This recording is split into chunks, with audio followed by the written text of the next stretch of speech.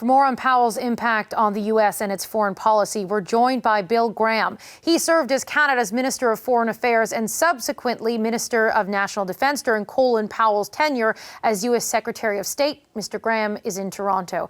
Mr. Graham, we're going to talk about 2003, a time you remember well. But I first want to ask you, you knew Secretary Powell personally. What can you tell us about the man?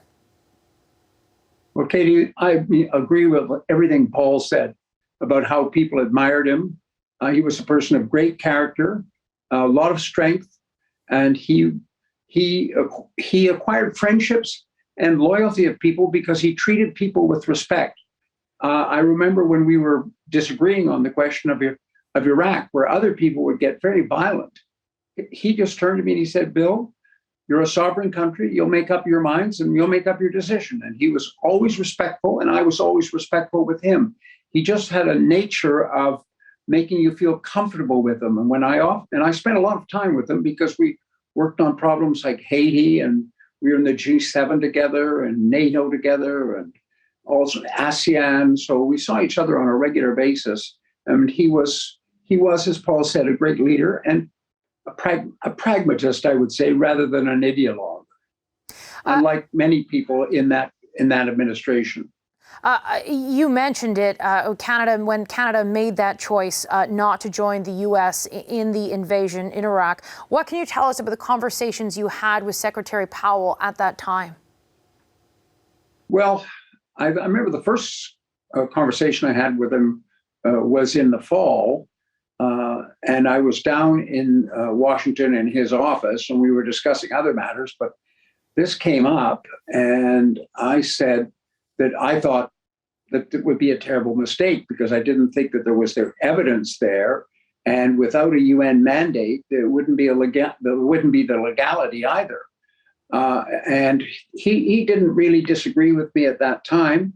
I think there was a pretty strong disagreement taking place within the administration at that time, of which clearly Powell was one who was advocating not attacking Iraq. In fact, pretty well all the foreign ministers, colleagues of mine, including the Russian foreign minister, Igor Ivanov, but also Joschka Fischer in Germany and Javier Solana and Dominique de Villepin, everybody would sort of say to me, where's Colin on this? What's he doing? Where's he going to go? Everybody knew that whatever move he made would carry a great deal of weight.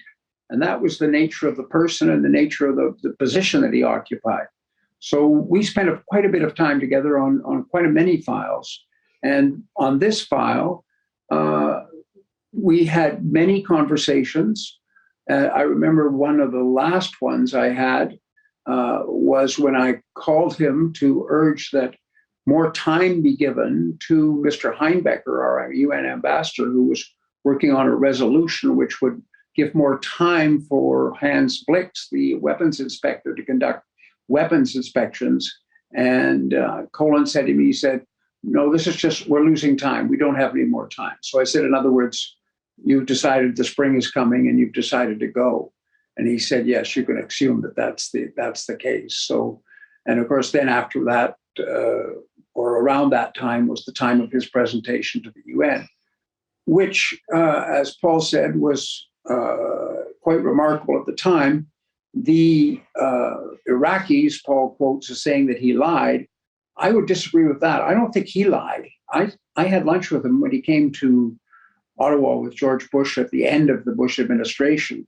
And he told me that he spent 3 days with the CIA throwing out things. He said, "Bill, you can't believe the stuff they wanted me to say." But I took what I believed had integrity and presented that the best case I could. And as Paul pointed out, he regretted that later. The evidence which I do not believe that he presented that evidence not believing in it. He presented that evidence believing in it. But he was misled by his own false evidence of his own intelligence community, which, as we know now, misled the U.S. administration, just as Tony Blair in the UK misrepresented their intelligence to justify going into war in Iraq. So there were a lot of people that were playing around with the intelligence. We were lucky in Canada that we had good diplomats and good contacts with people who just assured us the weapons of mass destruction were not there. We We didn't believe the evidence, and we certainly weren't going to go anywhere near it without a proper UN resolution that would make it a legal operation. You know, this conversation, when we talk about Canada-U.S. relations, we think about the Trump years and how difficult things have been. But this is obviously a reminder that, yes, at times the Canada-U.S. relationship goes through so many extremely difficult moments.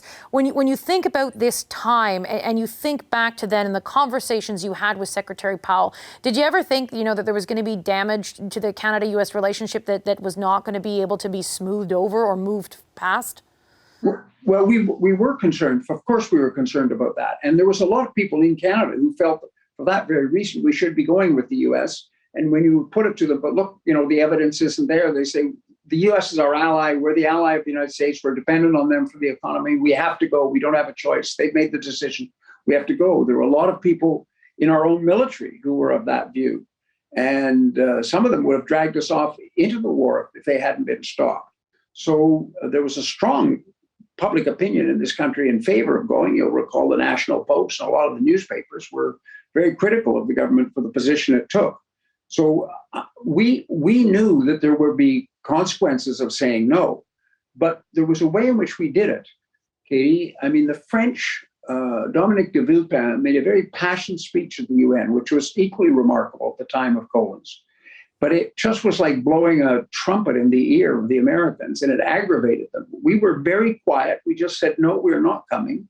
We won't criticize you for going, but we don't believe this is the correct thing to do, and we're not going to do it.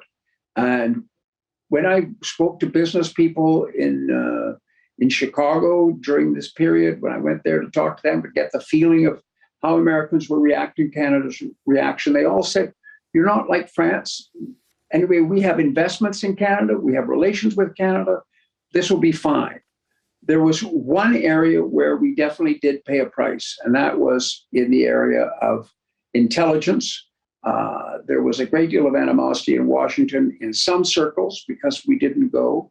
And as a result, we were cut out of something called the Five Eyes, which is the intelligence gathering unit which unites the United Kingdom, the United States, Australia, New Zealand, and Canada. And for about 6 or 7 months, we were cut out of that. But then eventually, American good sense prevailed, and they realized that we had more to offer than they were actually shooting themselves in the foot by keeping us out. And we became a full member of that group again. So that was really the only area where I could think that we paid any kind of a negative price in the United States, unlike France, as you recall, where French fries became freedom fries. I do remember that. There was a lot of kind of animosity that it wasn't directed at Canada. All right, Mr. Graham, I could talk to you about your time in office all afternoon long, but we're going to pause the conversation there. Well, thank you very much, Kate. Hi, I'm Vashi Capellos, host of Power in Politics. See more of our show by subscribing to the CBC News channel or click the link for another video.